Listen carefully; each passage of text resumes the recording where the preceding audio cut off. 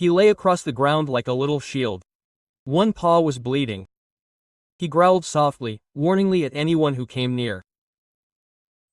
A 5-month-old German Shepherd puppy trying to protect a dying deer. It was broad daylight, the kind of day that should have felt safe. But nothing about the scene felt safe. Blood on the leaves, thorns in the thorns, and the sharp edge of a broken tree limb buried in the undergrowth. The little deer had gotten caught in it. Her legs were scraped and raw. She couldn't even stand. But the puppy had stayed. You could see drag marks in the dirt. Maybe he'd been there all night. We were called after a few hikers heard screams coming from the woods. At first I thought it might be an injured coyote, but what we found was worse. The puppy, his pale, sandy fur, his ribs showing through the dirt, lay over the deer as if he belonged there, as if he had chosen this exact spot to protect her no matter what happened to him. My name is Emily. I volunteer with a rescue team in Asheville, North Carolina. I've seen a lot of things, but never anything like this, nothing that hurt as much as the look in his eyes. He didn't bark, he didn't run. He just lay there and stared. Wide eyes, full of pain and something I couldn't name. As we got closer, he growled, even snapped. His paw was swollen and bleeding, but he didn't move. He was trembling, his ears flattened, and yet he was practically daring us to come closer. He's not afraid, someone whispered behind me. He's ready to fight. What is he doing? Someone asked. He's protecting her, I replied. I didn't mean to say it out loud. The words just came out. The fawn, it was barely breathing. Little shallow breaths, her legs twitching with so much blood. If we had only arrived an hour later, I don't think she would have made it. And somehow I have the feeling he knew that. I slowly crouched down, hands open, voice low. It's okay, buddy. I see you. I see what you're doing. Quote. He growled again, then turned his head and licked her very soft ear. And in that moment my heart broke. This wasn't a wild animal that just wanted to survive. This was a German Shepherd puppy who had made a decision to stay, to suffer, to wait with another baby who couldn't call for help. We called the wildlife rescue team for the deer. I stayed with him. He flinched when he saw the gloves. He backed away from the leash, but he didn't run away. When I finally got close enough, I saw it, under his front leg. A spot was really raw, like there used to be a collar there. Someone had owned him. Someone had left him behind. I whispered to him. What happened to you, my dear? Who had left him out here alone? Of course he didn't answer me. He just looked past me, his eyes fixed on the stretcher they were lifting Ritz on. They had named her Willow, and then he did something that silenced everyone around us. He stood up, his legs shaking, he limped, his head bowed low. His bleeding paw dragged on the ground, but he followed her anyway. Step by step he walked behind the stretcher. All the way to the edge of the forest, as if he wasn't ready to say goodbye yet. The wildlife patrol stopped. One of them looked at me. I swallowed hard. Let him come with me, just for now. The officer hesitated, then finally nodded. Okay, but he is a responsibility. I didn't even hesitate. Is it already? I named him Range. I don't know why. It just felt right. When I loaded him into my car, I had no idea who I was taking home with me or how much this German Shepherd puppy would change all of our lives. That night, Ranger didn't sleep and neither did I. He paced the living room as if a part of them were still out in the woods. Every time a branch knocked on the window or the old house creaked, his ears twitched. His body tensed, but he never barked, never whined. He just kept moving. I put a blanket down for him, put a napkin down. He ignored both. Eventually, he curled up really tight, right next to the door, his nose pressed to the crack beneath it, as if he were guarding it or hoping it might open it again.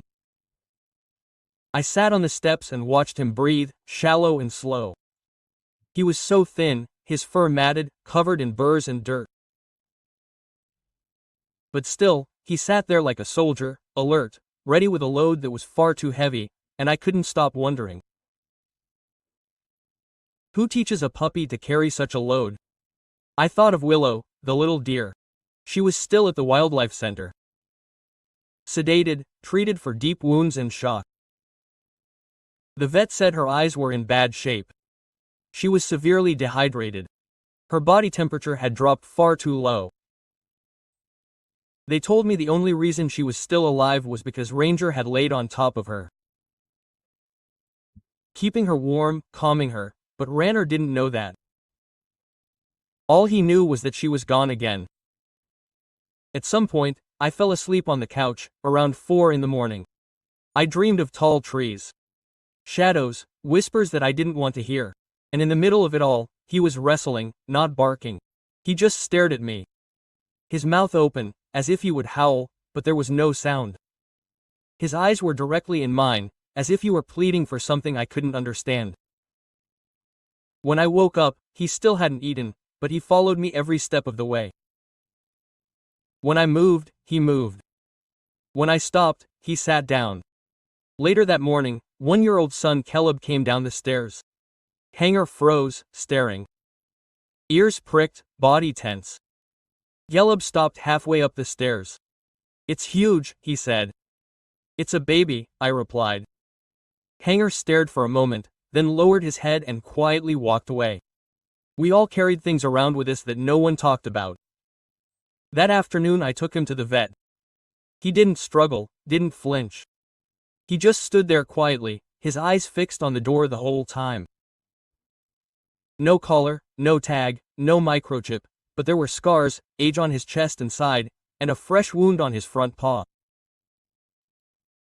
The vet estimated he had been out there for weeks, maybe longer. "How is he even alive?" I asked. The vet shrugged. "Instinct," she said, "or maybe something stronger." They gave him antibiotics, cleaned his wounds. Still, not a sound from him, not a whimper, not a whine, not a single one. One of the veterinary assistants tried to pet him and she pulled away. On the way home, I stopped at a red light and glanced in the rearview mirror. He was staring out the window, not afraid, not curious, just searching, as if something was missing, as if the city felt wrong to him, as if he knew exactly where he belonged and this wasn't it. And then, all of a sudden, he made a noise. Soft, barely audible, a deep, broken whimper. I automatically reached back. I know, Ranger, I know, because this German Shepherd puppy wasn't just lost. He was looking for someone. Someone he had already found and had to leave behind.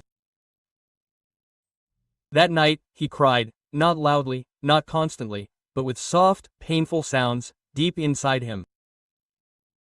Like memories too heavy to bear. This time he didn't run around. He simply remained curled up near the window, his gaze fixed on the darkness outside. His body trembled now and then, but he didn't try to escape. I watched quietly in the hallway, the light off. I said nothing, didn't try to comfort him, because what was going on inside him wasn't something that could be fixed with treats or gentle words. He was grieving, not for himself. The next morning he had still barely eaten. Caleb wanted to help, offered him pieces of boiled chicken. Hanger sniffed them, carefully took mine in his mouth, then put his head down without chewing.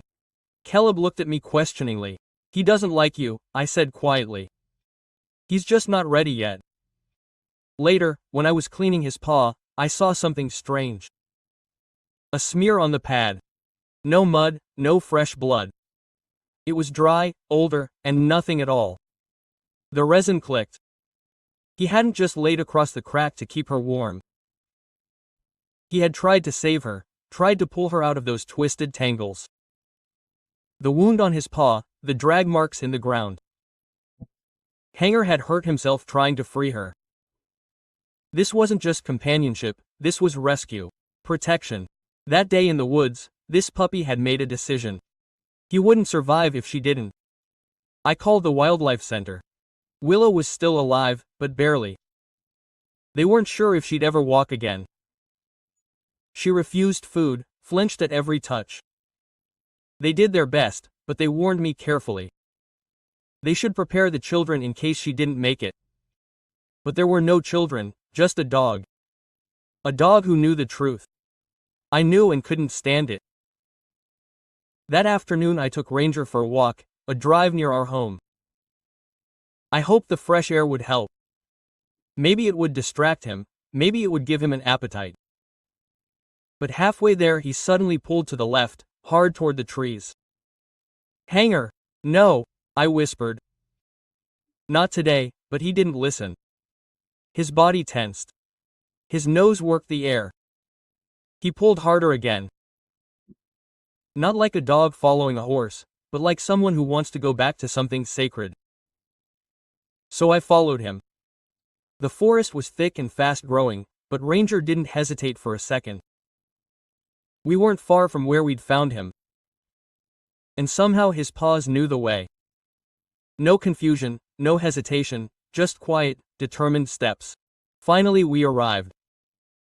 A quiet clearing, the same twisted metal fence, rusted, collapsed, half hidden by vines.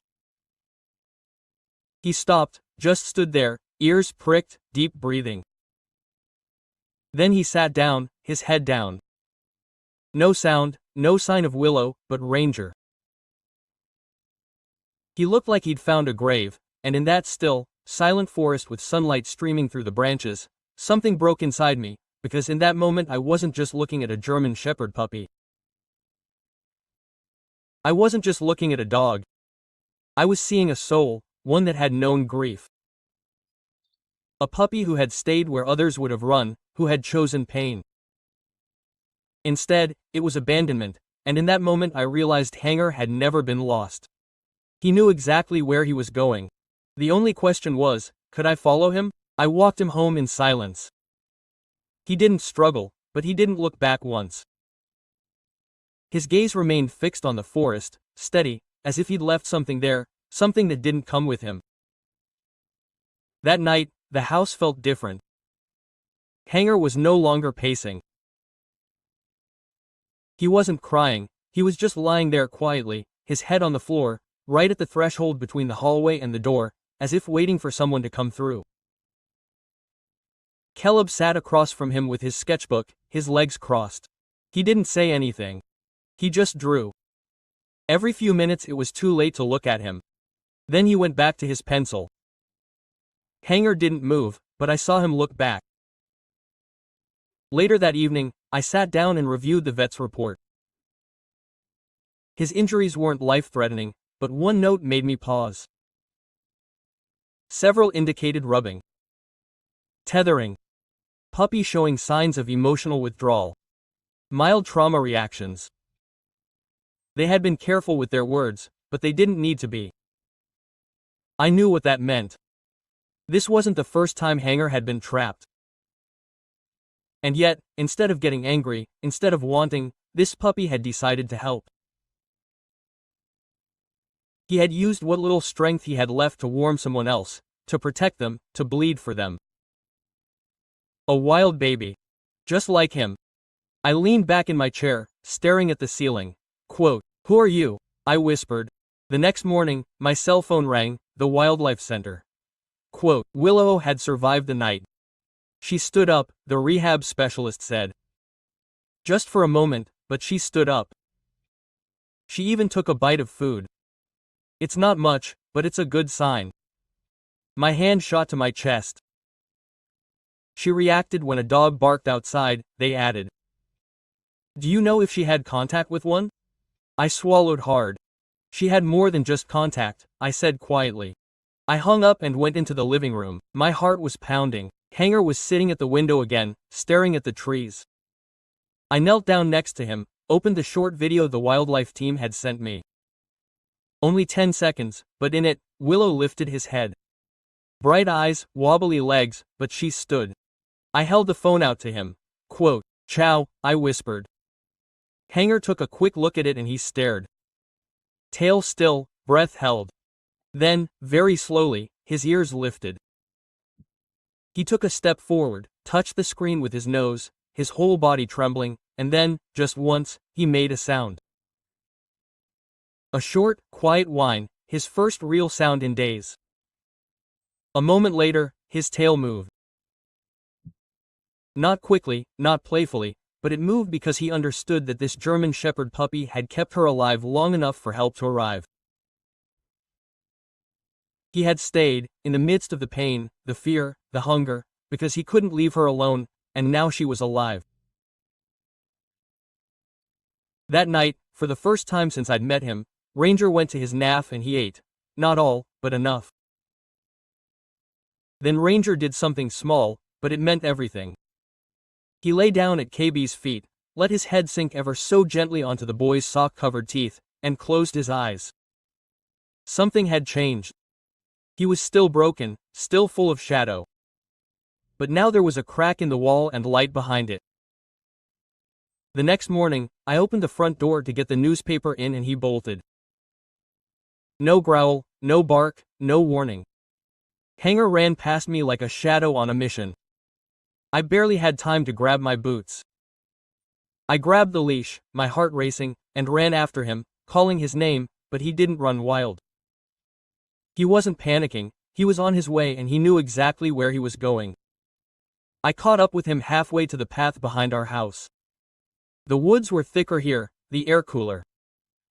He was in front of me, nose down, swan stiff, ears trained on something I couldn't hear. Hungry. Hey, stop. He paused briefly, looked back at me, then turned and kept walking. I didn't put a leash on him, I just couldn't. Instead, I followed him through the trees up a gentle hill, past fences and thorns, until we reached the clearing, the same rusted ZN, half swallowed up by the forest and time. He sat down. This German Shepherd puppy lay down on the ground with a slow, controlled movement. Then he looked at me as if to say, here she needed me. Quote. I stepped forward cautiously, overwhelmed. The ground was soft with rain.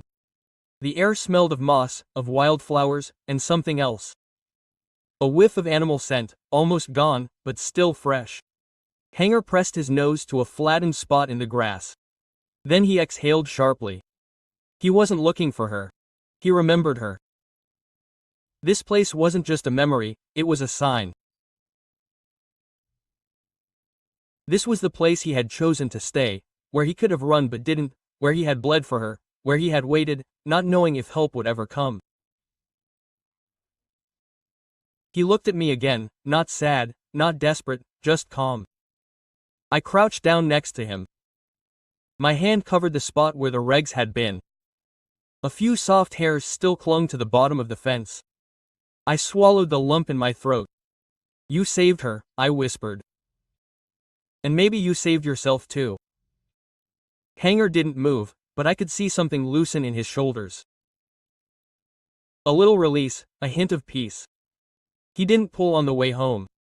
He stayed calm and steady beside me. His nose bumped my hand lightly once, just once. A quiet moment of connection. A bond. When we got back, Caleb was waiting on the steps. You guys were gone a long time, he said, looking at Ranger. He had somewhere he needed to go, I said quietly. Caleb nodded. Can I take him next time? Quote. I looked down at the puppy, who was now sitting quietly at Caleb's feet. His body relaxed for the first time since I'd met him. Yes, I said softly. I think that would have driven him. That evening, Ran lay by the fireplace, not alert, not waiting, just resting. And for the first time, he let me pet his head without flinching. This puppy didn't need to be saved anymore. He just needed someone to walk him wherever he needed to go next. Then the phone rang. It was the wildlife center. Willow had stopped eating. The call came in the middle of the afternoon. The same calm voice that had told me a few days ago, she's up again. The little one, now sounded tired and uncertain. She's refusing food again, they said. She's not responding to the staff like she used to. We're trying everything, but it's like something has settled inside her. I said nothing, just stood there in my kitchen, staring out the window. One hand rested gently on Ranger's head. He had come to me immediately when the phone rang, as if he had known it. That evening, the Alteran was back. He paced around restlessly again, watching the door, lying in the dark for hours, still and silent, except for the slight twitching of his ears at every noise from the forest. When I tried to sit down next to him, he moved away.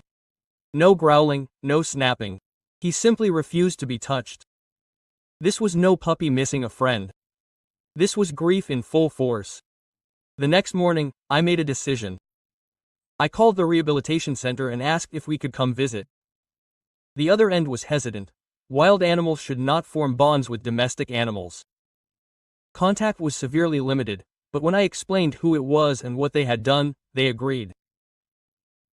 "We'll try," they said, "but we can't promise anything." When we got to as we drove into the gravel parking lot, Ranger didn't bark. He didn't jump around. He just sat there, perfectly still in the backseat, his eyes fixed on the buildings, focused, calm, deep inside himself. As soon as I opened the door, he got out and walked forward, not in a hurry, not in a panic, just determined. They led us along the side of the building, to an outdoor enclosure, fenced in the shade, covered with grass and straw. Willow lay in the corner, barely moving. Her chest rose and fell slowly, evenly. An employee was already in the enclosure with her, watching over her. Hanger stopped. His whole body went still. Then he took a step forward, and when Willow saw him, it was over. She didn't jump up. Her body was still too weak. But her head lifted, her ears twitched, and then a soft, gentle bleat, and Ranger, he made a sound I'll never forget. A low, pained whine that ended in a short, soft squeal. Not loud, not sharp, but full of something old. He lay down right in front of the enclosure, his eyes fixed on her. He didn't move, didn't wag his tail, he just looked at her. The employee knelt down next to her and held out a bottle to her. Willow hesitated. Then, very slowly, with trembling lips, she drank. I couldn't breathe. This was no accident. This was connection. This German Shepherd puppy had carried her into his soul and she had carried him. For the next hour, Range didn't move, and Will, weak as she was, kept his head up. She ate a little and she looked at him the whole time. When it was time to go, Ranger hesitated just a little. His legs went stiff. He looked at me, then back at her. "I know," I whispered, "but she'll be okay now." He stood up slowly, and as we walked back to the car, I turned around. Willow was still watching us, and for the first time in days, Ranger lifted his head just a little, ears forward, eyes bright. Something had returned, not just in her but in him too. Back home, Range didn't just collapse like he used to. He walked calmly into the house, looked around, then went to the back door and sat by the window. No pacing, no fuss, just there. That night, he ate almost every bite of his dinner. I watched him closely. That wasn't joy, not yet. But something had softened, like a part of him that had slowly unfurled. He no longer flinched when calibrating. He let my hand rest on his back a little longer before turning away. He even lay down on the living room carpet, his head down, not monitoring every sound. That week, we started something new. Short morning walks, gentle play, grooming on the porch. He still didn't chase balls, bark at squirrels, or pull on the leash like most puppies his age, but he watched everything. Alert, thoughtful eyes, who took in the world. He wasn't a playful puppy, not yet. He was an observer. Quiet, cautious. One morning I stepped out of the shower and froze. I heard quick, light footsteps in the hallway. I ran out. The stove hit me up to my neck. Caleb's eyes were wide. Hanger was at his feet, looking up at him. His tail was swinging slowly back and forth. "He just came to me," Caleb whispered. I didn't call him at all. Ranger looked still. Calm, stood firm. Caleb knelt down. "Hey, buddy," quote. And Ranger leaned forward, resting his chin on Caleb's knee. I turned away so they wouldn't see the tears in my eyes. Because this wasn't just healing, this was trust. Small, fragile, but real. That night the call came. Willow had taken her first steps all by herself. She's still wobbly, the rehab worker said. But she's eating, she's standing, she's responding well. We think she'll make it. I looked down. Hanger was lying quietly next to my chair. His ears twitched as I spoke. She's walking, I said softly. He looked at me and thumped his tail twice on the ground. The next morning something happened, something new. Hanger brought me his leash. I froze. He had never done this before, never asked for anything. Are you going somewhere? I asked. One wag. I opened the door. He stepped out and waited. He didn't pull, he didn't push. He just watched as we walked down the path behind the house, the same one he had silently dragged me down that time. But this time he walked beside me, calm, confident. He chose the here and now instead of living in the memories. And when we came to the bend in the clearing, he stopped, looked out into the woods. Then he kept walking, not away from something, but toward something new. This puppy wasn't just surviving anymore. He was starting to live. A few days later, an invitation came. The rehab center wanted to give Willow one last moment of connection before she entered the final phase of her recovery. Complete separation from human contact. She walked, she moved, she healed. But still, they said, she retreated when she was alone for too long. Wants to believe that seeing him again could give her the closure she needs. But they didn't know it wasn't just for them. Hanger had become quieter in the last few days, weak, more curious, but I still saw it at night, how he raised his head at noises from the forest, how he paused at the window and stared into space. He wasn't finished yet, not yet. We arrived shortly after noon. The sun was high, painting golden streaks through the trees. They led us to the same outdoor enclosure. And there she was, Willow. She stood on her own 2 feet, still a little wobbly, but stronger. Firmer. She immediately raised her head when she saw Range. And what happened next, no one was prepared for. Hanger didn't bark, didn't move. He walked slowly, gently, his droppings lowered, his ears soft. When he reached the ZN, he sat down, then he lay down, still, calm, and Willow took a step forward, another, then a third. Then she stopped, just a few inches from Zorn and stretched out. Her little snout touched his. The entire staff froze. No one moved, no one said a word. Just 2 creatures who had found each other in fear and pain, now greeting each other in silence, in the light. Hanger didn't whine. He didn't look at us, as if he wanted something from us. He simply breathed. His eyes soft, his body still. Willows gently ran his head along the fence one last time. Then she turned and walked through the enclosure. Not away. Forward. Calm, steady. She's okay now, someone whispered behind me, but I didn't look at her. I looked at the shepherd and puppy at my feet. His eyes followed her every step until she disappeared around the corner. Then he looked up at me. He didn't have to go in. He didn't have to get any closer. He just had to see her, one last time. On the drive home, Ranner curled up in the backseat. For the very first time. No alertness, no slouching. He slept, as if he finally had something heavy inside him. That evening, as the sun disappeared behind the trees, he lay next to Caleb's bed. Calm breathing, eyes half closed. No pacing, no whimpering, just peace. And in that silence, I understood something I hadn't understood before. This wasn't a goodbye, not between the two of them. It was a quiet thank you. Thank you for staying. Thank you for waiting. Thank you for saving them in a world that had almost forgotten them both.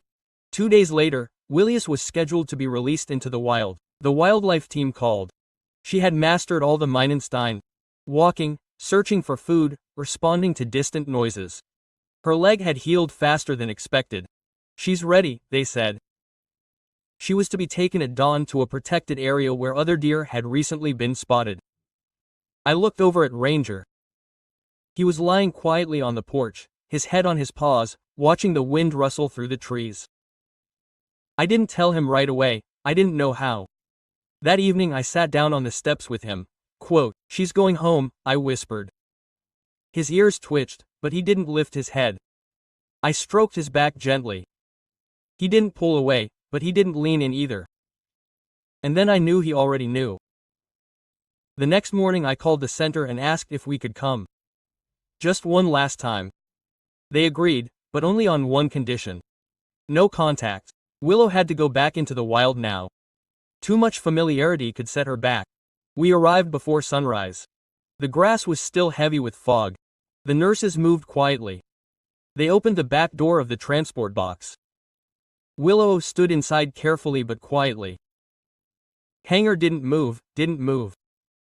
He sat next to me, his eyes fixed on her. Then she stepped out into the grass. She paused, her ears twitched, her nose lifted into the wind, and then she started forward, quietly, freely, across the clearing, into the forest. Hanger stood up, just once. Turned his head. One last look and then she was gone. Disappeared into the trees. Hanger didn't run after her. He didn't cry. He just sat there, staring at the spot where she had disappeared, and after a long, silent moment, he exhaled. One of the guards looked at me. Most dogs would have tried to follow her. I nodded. He's not like most dogs, I said. At home, Hanger lay in the middle of the living room, not by the door, not by the window, just right there in the center. Keep came home from school and dropped his backpack. Hanger lifted his head, thumped his tail lightly on the ground. Caleb sat down next to him, stroked the thick fur. "She's gone, isn't she?" he asked. "She's free," I said, and that word rang in my chest again. Free. Hanger closed his eyes and sighed. His body was like mine for the first time since I'd met him, as if he had finally let go of something he had carried for far too long. This puppy had stayed when he could have run away.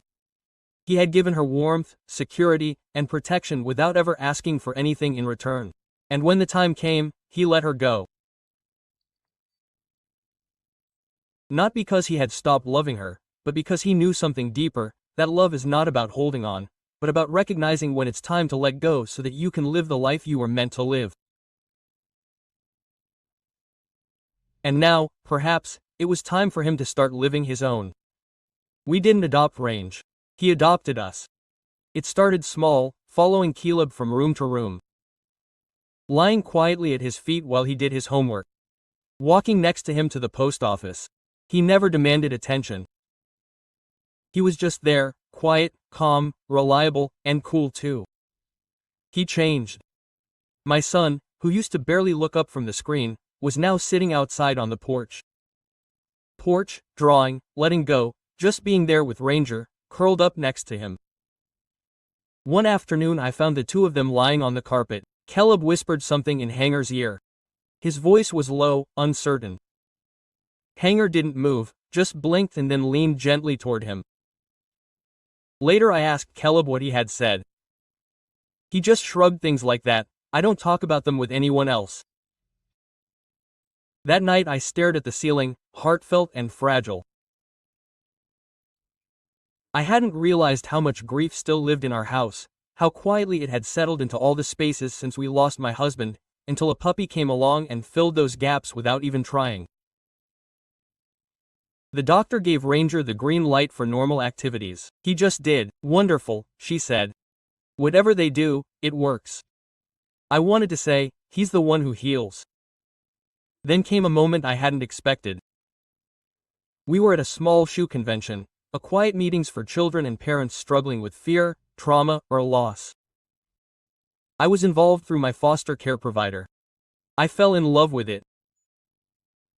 I honestly didn't know how he would act, but he walked among the children as if he belonged, as if he knew exactly why he was there. A little girl, who had been quiet all afternoon, sat down next to him and very carefully ran her fingers over his ear.